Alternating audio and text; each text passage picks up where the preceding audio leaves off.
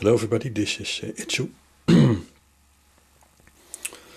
I got some suggestions again on my coil shorting videos. I will try to make some series of short videos and put them together. First question was, the last setup was me using a variac on the mains, driving a 220 volt 12 volt transformer, and then into the circuit with two MOSFETs as a shorting device and one fast Schottky diode, and here a rectify diode, same fast Schottky, and then going to a bulb, 12 volt 21 watts automotive bulb. I have removed the capacitor which was in between here, so we have no capacitor at the moment. I am measuring with the red probe again across the bulb, the voltage, and with the yellow probe across a 0.1 ohm resistor in the return lead for the current. I have hooked up a small solar cell to the bulb, and I measure the output to give an indication what the bulb is doing.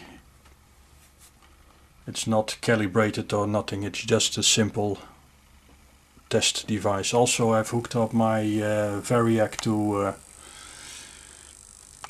the input meter, so we can measure the input to the variac to the system. And these are the traces again, single rectified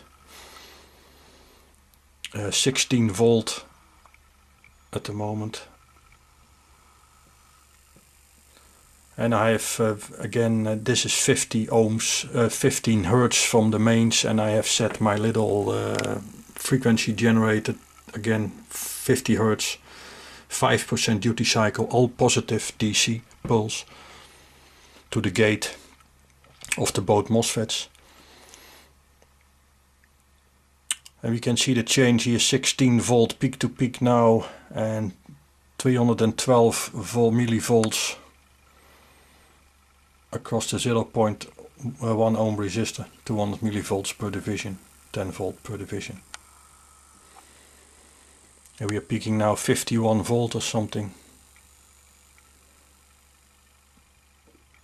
when the shorting goes by. First test, I will increase the frequency of the gate signal, the shorting signal, to see what's going to happen. We can both monitoring the output of the bulb and the input of the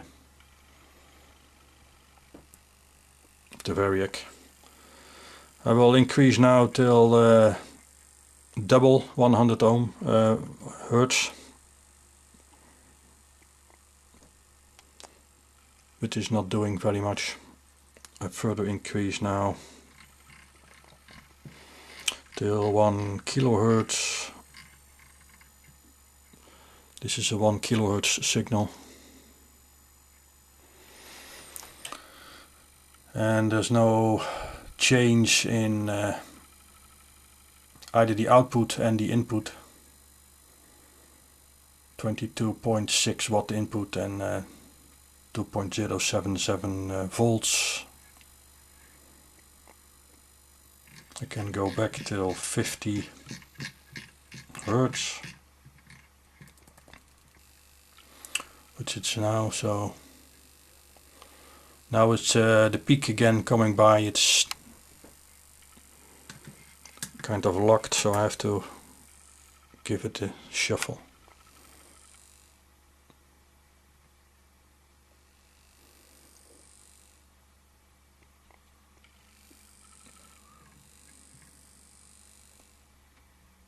So the default value without a pulse, shorting pulse, is about 22 watts input and 2.05 volt on the solar.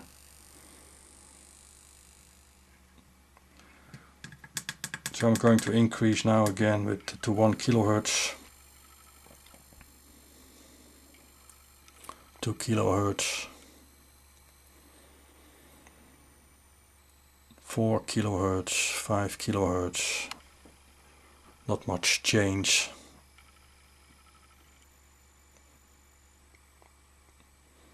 And at 8 kilohertz we still have the same 22 watts input, 2.05 volt.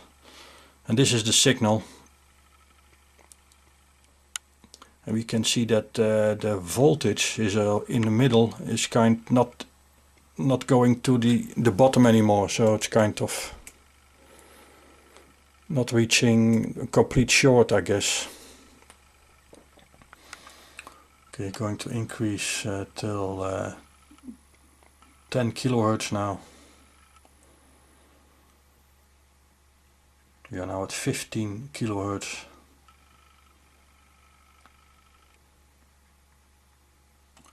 (20 kilohertz), and this is 30 kilohertz. So there's not much change. The only change is here we can see that the signal, the voltage, is increasingly not able to turn to the bottom. I guess the MOSFET is not completely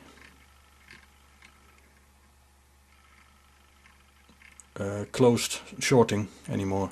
Now we are at 90 kilohertz. And the bulb is not getting any brighter, or no input is increased.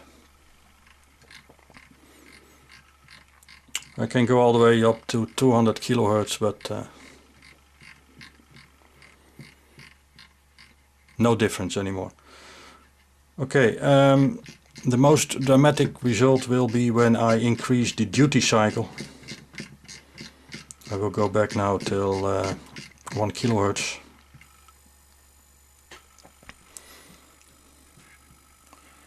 I will go from 5% duty cycle. Not sure you can see that one.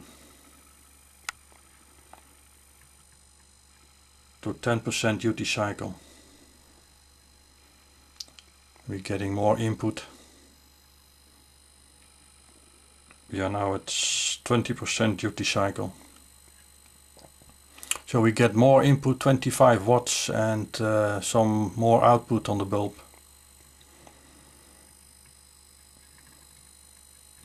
This is 50% duty cycle.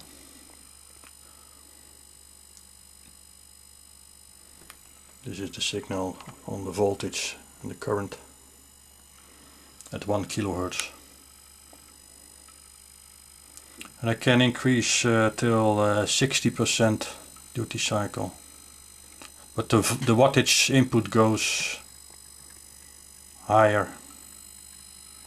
We are now at 90%. I have something like almost 80 watts input, and things are getting hot. These are the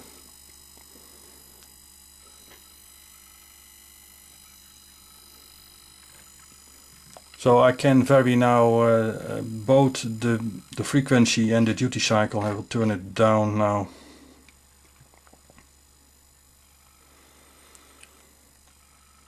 We'll increase the frequency till 5 kilohertz. And now start again the duty cycle from 5%.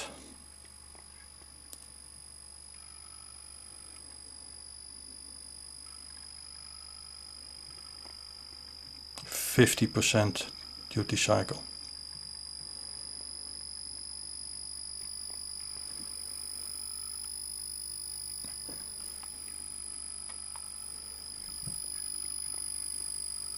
So it's a lot of wattage until I increase, and then the bulb goes out and I have 106 watts, 80 watts.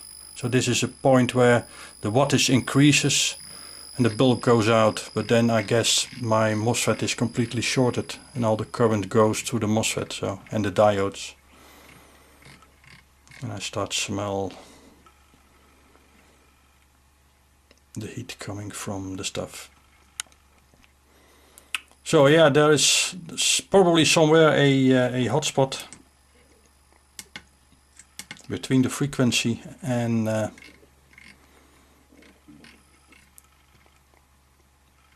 but it's not that easy to find. Okay, we'll continue with some other experiments requested. Thank you for watching.